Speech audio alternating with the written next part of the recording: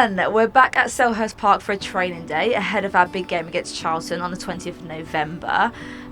Firstly, we've got to touch on the incredible post you put out yesterday on Instagram. It was a photo showing you shortly after your head injury in January 2020. And it was next to the very recent photo of you obviously celebrating the big Cinch Player of the Month award.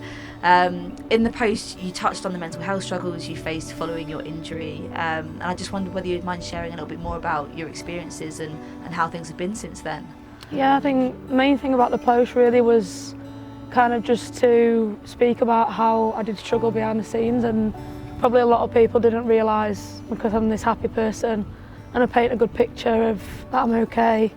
Obviously, I spoke to the people that I needed to. It wasn't like I was struggling alone. My family were really supportive, my friends around me, my agents, as I mentioned in the post. But I think it was more so just a post to say I am a normal person, and just because I'm a footballer doesn't mean that I don't struggle. And I think that was a message I was trying to get across to people, is that everyone struggles, and no matter how social media makes it look.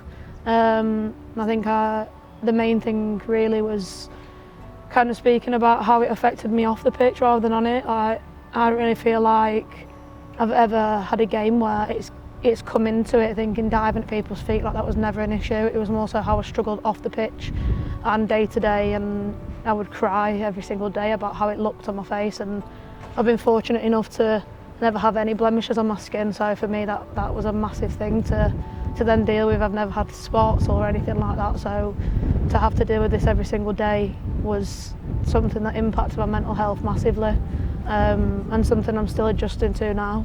I think looking at the post, it was like showing how good the scar looks, and I know it does look good, but I think the little comments that people say here and there, they don't realise how it feels, that going to games and players from other teams, oh, wow, it's a big scar, isn't it? And it's like, yeah, it is a big scar, thanks. Do you know what I mean? Like, so I think the main thing was just sharing my experience, and I think looking at that first photo now still does upset me, because I just think that little girl that started playing football never expected this to happen, and I feel emotional talking about it. But I think I'm now at a point of healing where I felt like I needed to share that. I think if I'd have done this interview 2 years ago, I'd have not been able to speak as well as this and actually get any words out at all, because every single day was just panicky and tears, and just some days I wouldn't even know why I was crying, but it was just in my head that I needed to cry. And I think it's just accepting, if you're feeling like that, accept it, don't fight it, because as much as you fight it, it's just going to get even worse, and that's when anxiety and stuff like that comes in. So I think the main thing was just to share that with people around me, teams I've been at, how much they helped me. Obviously Sheffield, coming into this club, like how welcomed I've felt by all the staff, and they know personally the struggles. And I think I'm coming to a point now where it's 3 years down the line, but I'm the strongest I've ever been. And I never thought I'd say this, but I'm glad it happened. I'm glad it happened, because I think before this I was probably a naive 20-year-old girl that had never experienced anything like this, and it just goes to show that anxiety, mental health, depression, like, it is real. And just because I'm a professional footballer doesn't mean that behind the scenes people don't struggle as well.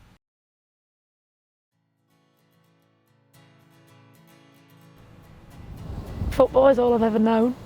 I think the post that we put on recently of me being a little girl playing in a pink shirt, like, I play because I love it. I don't play for the money or the away days or anything. I play because I just love goalkeeping. And we do love you on away days. And I just couldn't imagine my life without it. And I think, like I said, the issue was never on the pitch, the goalkeeping. It was off the pitch and how I struggled mentally, and I thought it was almost like my escape. And it was strange to say, because obviously it happened in football. So for me it was weird to get my head around that I was struggling away from football and not on it. I always thought the issue would be maybe diving at someone's feet again, or going into a 1v1 or getting smashed in the face or elbow in the head. Like, I always thought that would be like a trigger for me, but it wasn't. It was almost like that was my escape, and that was how I switched off from all the negative thoughts in my mind. And I think if it wasn't for my family, and my dad's my biggest supporter, he always has been, he's pushed me, and I think it's always that quote, play for the little girl, that started. I think that was the main thing. It was, I wasn't, as much I was struggling and feeling negative, I think deep down I knew I was never going to stop. Obviously I did have to drop down to part-time because I just didn't feel mentally there to go into a full-time environment, and I think that was the best thing for me at that time. But I think my target was always to get back up to being full-time, and that's why, one, I felt loved and appreciated by Sheffield, because that's what I needed exactly at that time. And now I've come here and shared my experiences with the club and the staff and the players, and I feel exactly the same here. And my dad always said to me, go to the club that loves you, and I know that's how I feel here.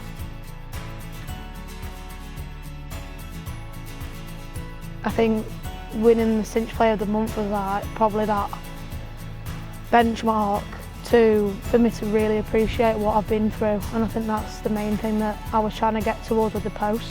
And coming to Palace, I think it's showing in my performances how much I'm loving it here. And I think when you make a big save, it just makes it all worth it. All the staff, all the players that have been there for years, my family and friends, just think that's for me and that's for them.